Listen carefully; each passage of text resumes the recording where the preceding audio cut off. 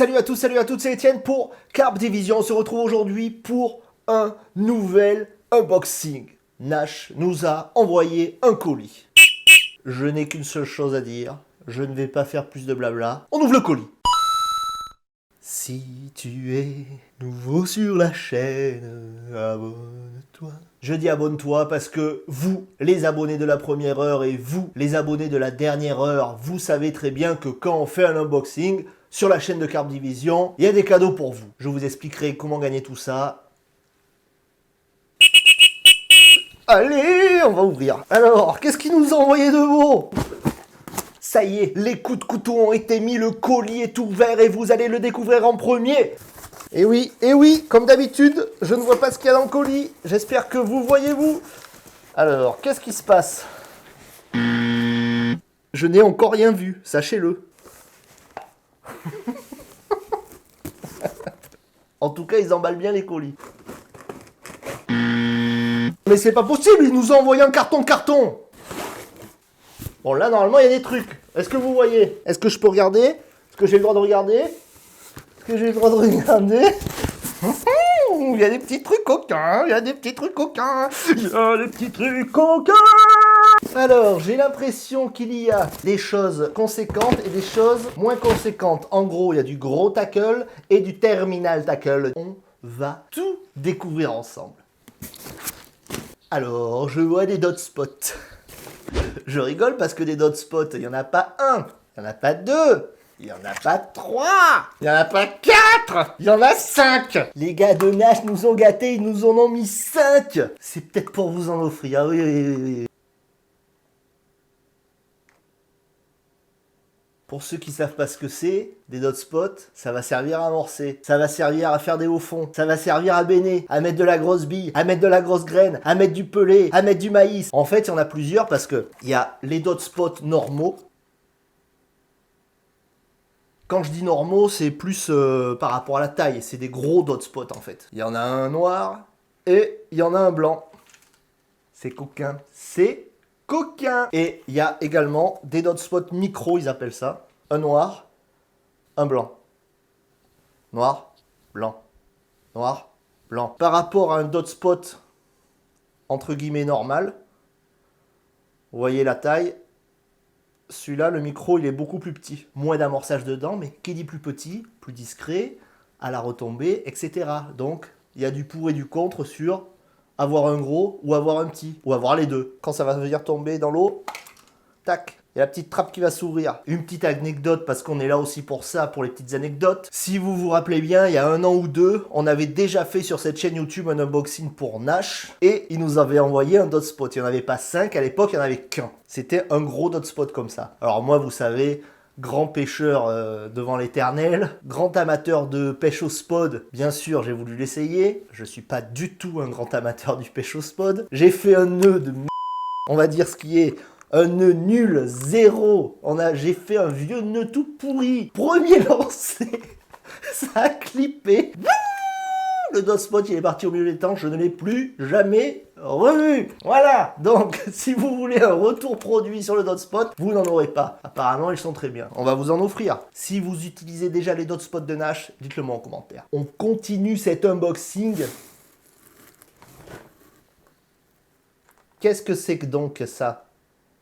Ça m'a tout l'air d'être une beauté. Nash Pinpoint Hook Doctor Electric Hook Sharpener pour que tes hameçons piquent. Et il paraît même qu'on peut aiguiser son couteau avec. Je généralise, mais on a tous dans sa boîte de pêche la petite lime. Pour limer ses hameçons quand ils ont piqué 1 ou 2 fois, qu'on veut redonner du piquant à l'hameçon. Un petit coup de lime, crac, ça pique, ça décroche pas. Avec ça, c'est électrique. Je connais pas, je vais l'ouvrir. Alors déjà c'est stylé, déjà. On sait que Nash, y a du style. Voilà, regardez, paf, direct. Grosse coque de protection avec Nash Pinpoint. Pinpoint, c'est la pointe. Bon, c'est fait pour aiguiser les hameçons. Il nous explique comment le charger. Ah, c'est un produit qui est garanti 2 ans. Donc ça fait toujours plaisir. Donc il nous montre comment l'utiliser, etc., etc.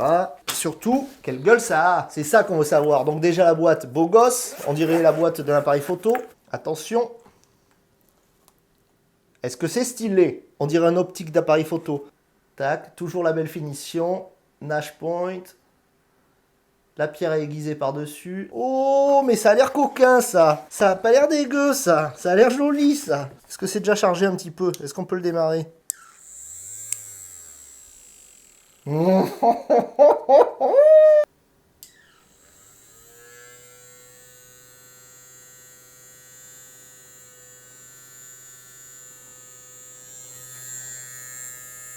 Ouh là là là là, j'ai envie de le tester. C'est coquin. On a tous, par flemme, relancé une ligne avec le bout de l'hameçon qui faisait... qui était tout tordu, dégueulasse. Eh bien, ça n'arrivera plus. Franchement, c'est pas très lourd. C'est très compact. Une jolie boîte. Perso, j'ai toujours une lime, moi. Une lime manuelle, là. Le Nash Pinpoint, je connais pas. On testera. On continue.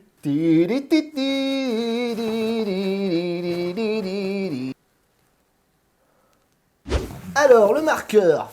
Je vois qu'il y en a deux d'ailleurs. Ils sont sympas, ils en ont mis deux. Mais pourquoi ils en ont mis deux? Petit, gros. Regardez la différence. Le small et le large. Avant de lancer son spot n'importe où, il faut savoir où le lancer. Grâce à ça, crac, crac, crac, on gratte, crac, crac, crac, on calcule la distance, on calcule la profondeur, on calcule le fond. Est-ce que c'est des petits cailloux? Est-ce que c'est de la vase? Est-ce que c'est des herbiers? C'est grâce à ça qu'on le fait tout ça. Le gros, il a l'air gros, et le petit, il a l'air gros aussi. Ils sont quand même assez fat, hein. Et ça, c'est pas pour me déplaire, parce que il y a rien de pire qu'un marqueur qui ne remonte pas. Quand tu lances ton marqueur là, tu donnes du fil, et voilà, ça s'est emmêlé, ou ça remonte pas, ou il n'y a rien de plus insupportable à la pêche qu'un marqueur qui ne remonte pas. Est-ce que vous avez déjà utilisé ces marqueurs? On va les tester, c'est sûr, on va les tester. Donc voilà, ça vient vraiment en complément. Petit marqueur, petit dot spot, c'est les potes. Gros dot spot, gros marqueur, c'est les potes aussi. Du dot spot, de l'affûteur d'hameçon, des marqueurs. Une beauté pour l'instant. Une beauté ce colis. Et on va continuer. Et là, qu'est-ce que je vois? Bullet mono, mainline, ultra strong, fast sinker, long casting. Donc long casting, ça veut dire...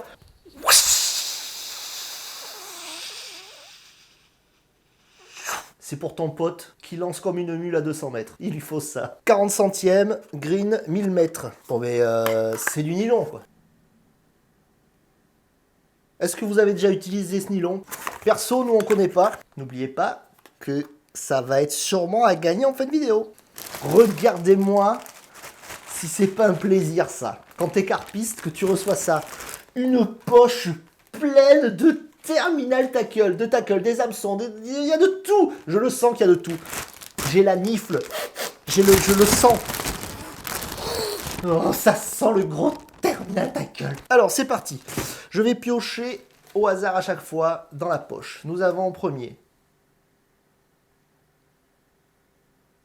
Ça, c'est le genre de produit que j'ai déjà. J'utilise déjà pas mal les tresses Nash, les tresses gainées, les lead core. Il y a pas mal de terminal tackle comme ça qu'on utilise déjà et qu'on connaît.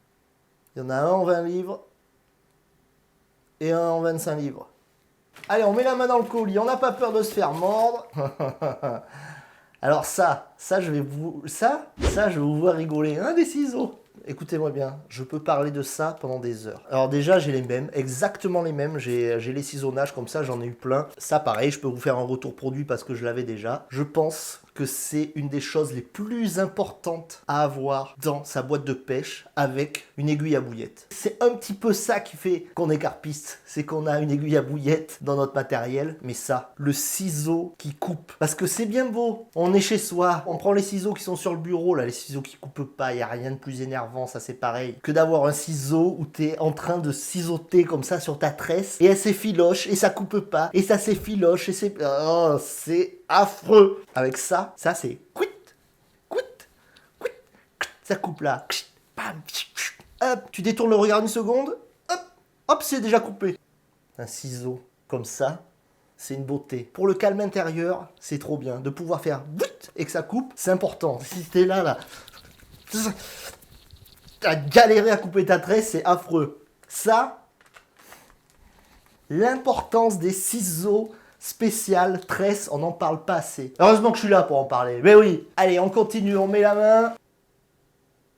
Ça, je ne connais pas. Des marqueurs. Marqueurs indélébiles, sans odeur. Alors ça, déjà, c'est bien. Sans odeur et sans acide qui colorent, assombrissent et protègent vos pointes, camouflent vos hameçons et empêchent les reflets en eau claire. 3 couleurs, marron, sûrement pour la couleur de l'eau marron, vert, sûrement pour quand c'est des petits herbiers, et noir, sûrement quand t'es posé sur la vase. Alors toi qui es un pêcheur, qui ne laisse rien au hasard, sûrement que tu vas kiffer ça. J'ai jamais utilisé. Ça, c'est pareil, à tester. Dans l'idée, pourquoi pas. On continue, on continue. Bore tool. Alors, un bore tool. Qu'est-ce que c'est le bore tool? Avec le bore tool, il est possible de découper une partie conique sur une bouillette pour des présentations propres en bonhomme de neige et double bouillette pour réduire l'espace entre les deux bouillettes. Nash, ils nous sortent que des petits outils comme ça. Ça, c'est pour les Anglais. Il n'y a que les Anglais qui peuvent inventer ce genre de truc. Allons, là, mon bonhomme de neige, il faut que je le taille un tout petit peu plus de quelques millimètres. J'ai un outil pour ça, t'inquiète. Je ne vois pas du tout comment ça peut fonctionner. Je peux vous dire tout de suite, entre vous et moi, que c'est le genre d'outil que je sais que je n'utiliserai pas. Mais ça peut être adapté pour certaines pêches. Pour ma pêche un peu de bourrin en rivière, je pense pas que ça me soit utile. Mais pour ceux qui sont vraiment tatillons sur les montages, au millimètre, que ça soit bien... Je pense que ça peut le faire. Je connais pas. Est-ce que tu connais? Est-ce que tu connais? L'espace commentaire, tu connais? Dis-nous si tu connais. On continue! Ça va venir en complément de ça. Et en fait, cet outil, ça va être cet outil-là, là. Il sert à bien maintenir droit ton hameçon pour bien faire le... Je vous dis, c'est Nash, hein. C'est les petits outils comme ça, ils sont là. Hop, t'as un petit outil pour faire ça. T'as un petit outil pour faire ça. T'as envie de faire ça? Nash a un petit outil pour faire ça. Niveau Terminal Tackle, ces dernières années, Nash... Ils ont mis la sauce. Franchement, ils ont mis la sauce. J'ai de plus en plus envie de vous faire une vidéo démo là de... Je crois que je vais vous en faire une vidéo exprès de...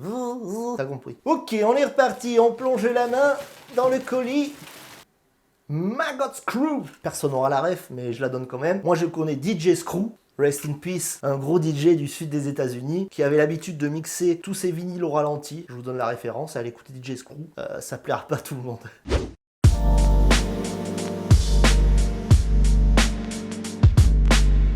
Là, on est sur des pêches de précision. Klingon! Alors ça, je connais par contre. Ça, je connais, ça, je kiffe, et ça, je le garde.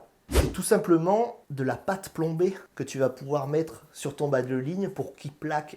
Ça, je kiffe, ça, je valide. Fois 5000. Oui, et oui, je continue. Qu'est-ce qu'il y a dans cette poche?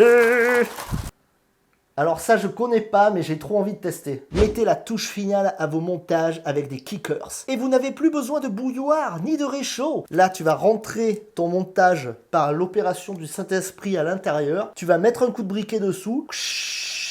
Ta gaine thermo, elle va venir se rétracter comme par magie. On continue. Qu'est-ce que c'est que ça? Encore un outil venu des contrées froides de l'Angleterre, le Ring Flame Shield. Alors je n'ai aucune idée de ce que c'est. Innovation brillante de Nash. Cet outil protège efficacement vos lignes et bas de ligne lorsque vous brûlez l'extrémité du brin libre de vos nœuds. En fait, quand on travaille le fluorocarbone, ou même la tresse, des fois, on est amené à la brûler. Et ce petit outil, je vous dis, ils ont des outils pour tout. Ce petit outil va te permettre de mettre ton montage et de ne faire dépasser que la partie que tu as envie de brûler. Tu vas la brûler et comme ça tu évites de brûler une partie de ton montage que tu n'aurais pas voulu brûler. C'est à tester. Je vais le tester aussi. Je connais pas, je vais le tester. C'est fou de faire des outils comme ça. Et allez, on continue à fouiller dans la poche le tackle. Là, on va commencer à parler sérieusement. Klingon Leader, ça je kiffe, c'est du lead core sans âme plombée. Tu fais ta petite épissure, si tu sais pas faire une épissure, on a fait une vidéo là-dessus. Ça te permet de plaquer toute ta tête de ligne et d'être super discret, c'est une beauté, ça c'est validé. Très lourd ça, très lourd ça. Quand t'as la flemme de faire tes montages, bim, tu prends ça, c'est déjà prémonté, c'est une beauté. Hameçon clos.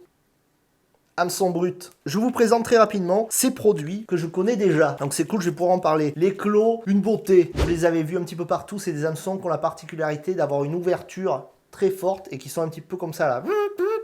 Quand ils sont sortis, ces clos, quand on a commencé à en parler, même j'en parlais avec d'autres personnes, j'étais vraiment sceptique sur le côté d'avoir des angles sur un hameçon. Je me disais, ça va affaiblir l'hameçon en fait d'avoir des angles comme ça. Mais en fait, ça l'affaiblit pas du tout. Et il pique. Quand tu l'utilises avec des montages denses, il déchire. Quand tu l'utilises en flottant, il déchire. Le clos, je le valide. Les autres, les brutes, on serre le frein. Comment vous dire, ce sont des hameçons qui sont faits pour ceux qui pêchent frein serré comme des brutes.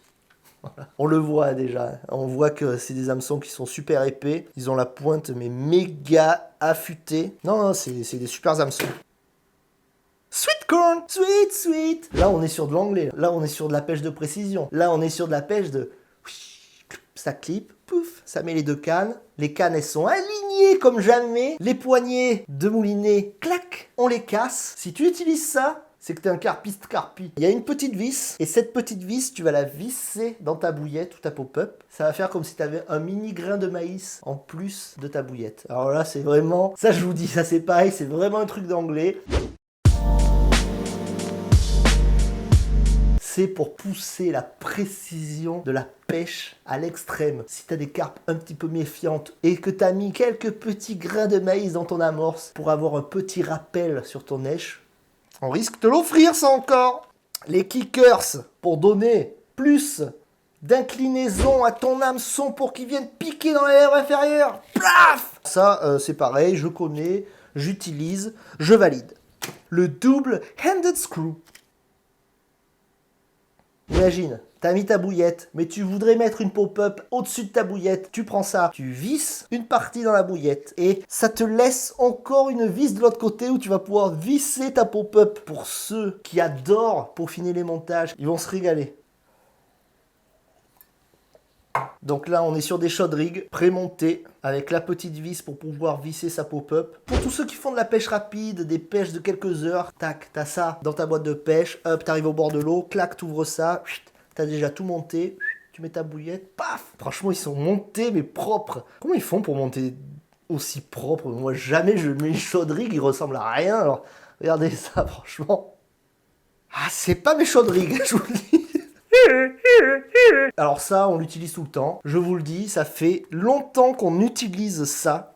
Le Heavy Duty Mono Snack Leader. En gros, pour mettre en tête de ligne, ce qui tue, c'est qu'il y en a 100 mètres par bobine. Moi, en général, je mets, ça dépend, moi, je mets 9 tours de manivelle, donc 9 mètres plus un aller-retour de canne. Quand je pêche en rivière ou quand j'ai besoin d'avoir des pêches fortes ou quand j'ai besoin d'être très discret. Mais ça,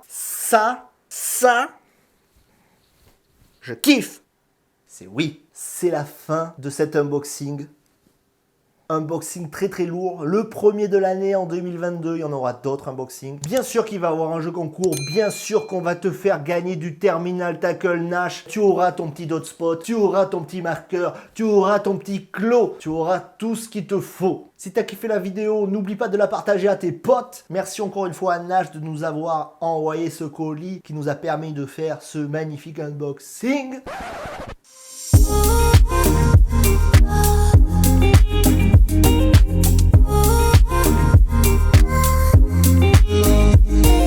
On se revoit très vite dans une nouvelle vidéo, mais en attendant, garde dans un coin de ta tête que c'est en pêchant qu'on fait du fish.